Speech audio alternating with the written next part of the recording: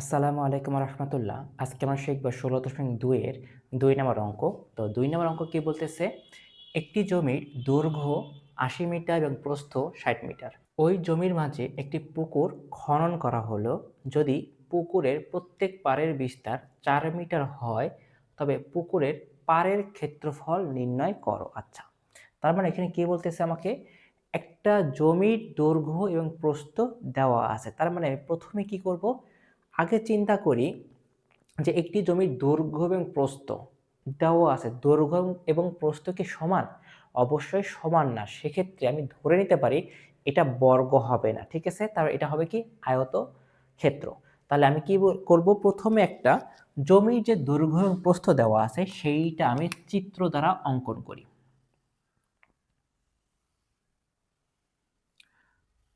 ধরে নিলাম এইটা হচ্ছে কি আমার একটা আয়তাকার ক্ষেত্র, অর্থাৎ জমি, যার দৈর্ঘ্য কত? দৈর্ঘ্য হচ্ছে হলো 80 মিটার। তাহলে এটাও কত? 80 মিটার। প্রস্থ হচ্ছে হলো 60 মিটার। এই 60 মিটার আমি দিয়ে ফেলছি, ভালো কথা। তারপরে কি বলতেছে? ওই জমির মাঝে, তার মানে আমার একটা জমি আছে যার দৈর্ঘ্য এবং প্রস্থ আছে। ওই জমির মাঝে কি করতেছে আমাকে? ওই জমির মাঝে একটি পুকুর খনন করা হলো। আচ্ছা, তার মানে আমার একটা জমি আছে, সেই জমির মাঝখানে আমি কি করব? একটা পুকুর খনন করব, ভালো কথা। সেই পুকুর খনন করতে গেলে আমাদের কিছু শর্ত মানতে হয়। কেমন?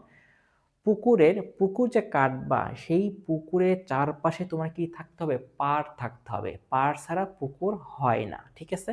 তাহলে আমাকে তো তাহলে কি পুকুর বানাইতে গেলে অবশ্যই কি থাকা লাগবে? পাড় থাকতে হবে। তাহলে কি বলতে, ওই জমির মাঝে একটা পুকুর খনন করতে হবে। তাহলে পুকুর খনন করবো, ভালো কথা। খনন করতে গেলে আমার কি করা লাগবে? আগে পাড়ের কথা চিন্তা করতে হবে। তাহলে বলতে, যদি পুকুরের প্রত্যেক পাড়ের বিস্তার 4 মিটার হয়। আচ্ছা, বিস্তার 4 মিটার হয়, তার মানে কি?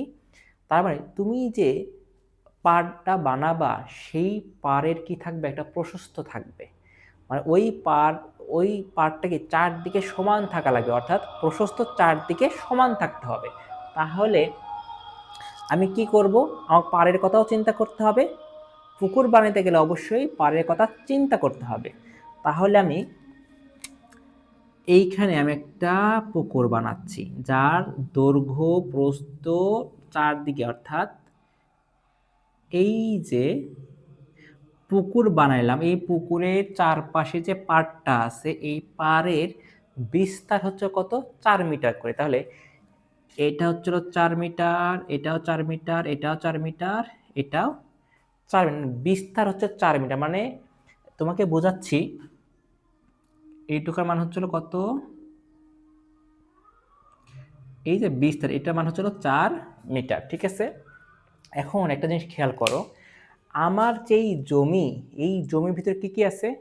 আমি কি বলতে পারি যে এই যে আমার ফুল যে জমি, এই জমির ভিতরে কি কি আছে? এই জমির ভিতরে আসলে প্রথমে পড়তেছিল পাড়, তারপরে কি পড়তেছে? পুকুর। তার মানে দেখা যাচ্ছে কি একটা জমির ভিতরে কি থাকা লাগে? পাড় প্লাস পুকুর। যদি পাড় প্লাস পুকুর থাকে, সেটা কি একটা জমি হয়ে গেল। এখন দেখো, এই যে পুকুর যে বানাইলাম, এই পুকুরে কি থাকা লাগবে? দৈর্ঘ্য থাকা লাগবে, প্রস্থও থাকা লাগবে। এখন আমাকে কি দিছে?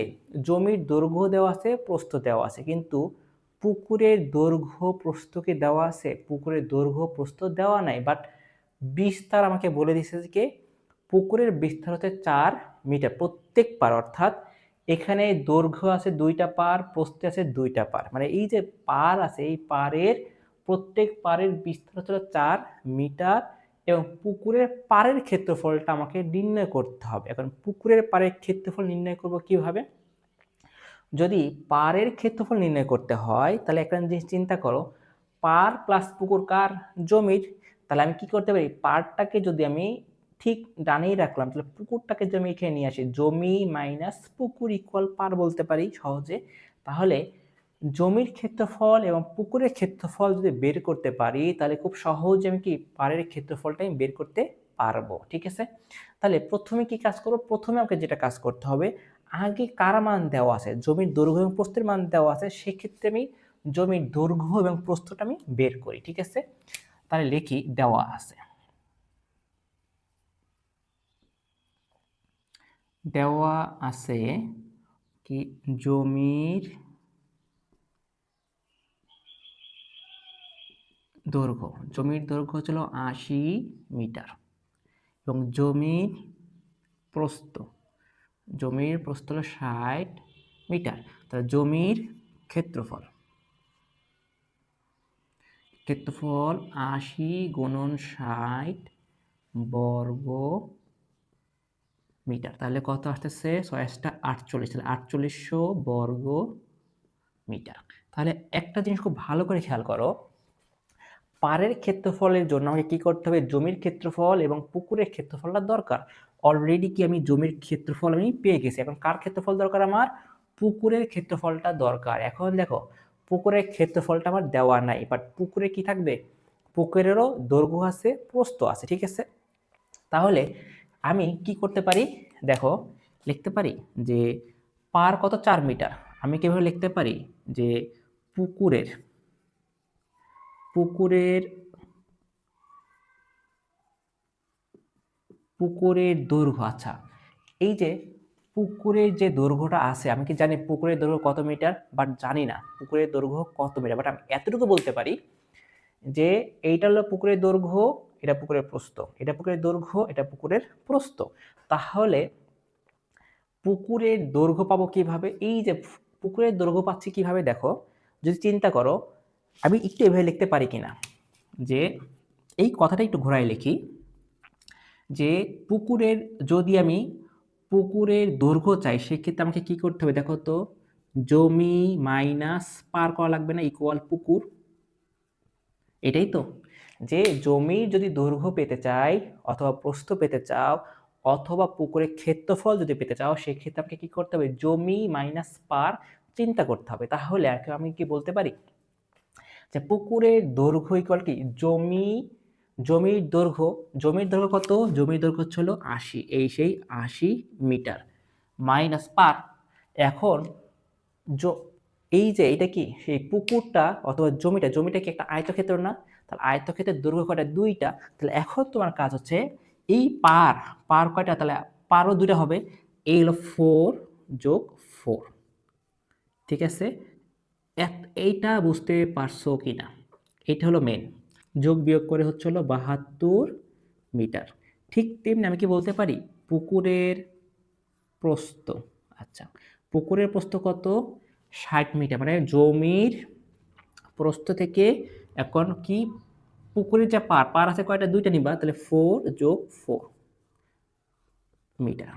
তাহলে হইলো কত, 60 থেকে 8 বাদ দিলে হয় 52, তাহলে 52 মিটার পেয়ে গেছি। তাহলে এখন কি করব, পুকুরের ক্ষেত্রফল, পুকুরের ক্ষেত্রফল হচ্ছে হলো 72 গুণন 52 বর্গ মিটার। ক্যালকুলেশন করি, 3744 বর্গ মিটার। আচ্ছা, তার মানে কি হইলো আমার, আমি অলরেডি জমির ক্ষেত্রফল পাইছি, পুকুরের ক্ষেত্রফল পাইছি, তাহলে আমি কি করতে পারি, সহজেই পাড়ের ক্ষেত্রফল বের করতে পারি। তাহলে আমি কেমন লিখতে পারি যে পাড়ের ক্ষেত্রফল, পাড়ের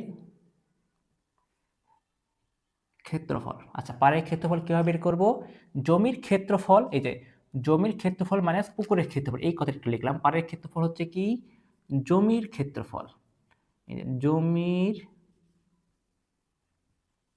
ক্ষেত্রফল মাইনাস পুকুরের ক্ষেত্রফল।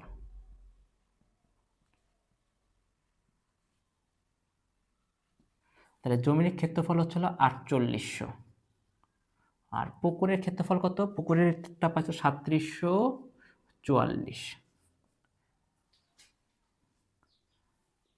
বর্গ মিটার। তাহলে এখন কত আসতেছে, 6 থাকে আমার 1, তাহলে হচ্ছে হলো 5 থাকে আমার 1, 801, তাহলে 1056 বর্গ মিটার, অর্থাৎ পাড়ের ক্ষেত্রফল অর্থাৎ পুকুরের পাড়ের ক্ষেত্রফল হচ্ছে 1056 বর্গ মিটার।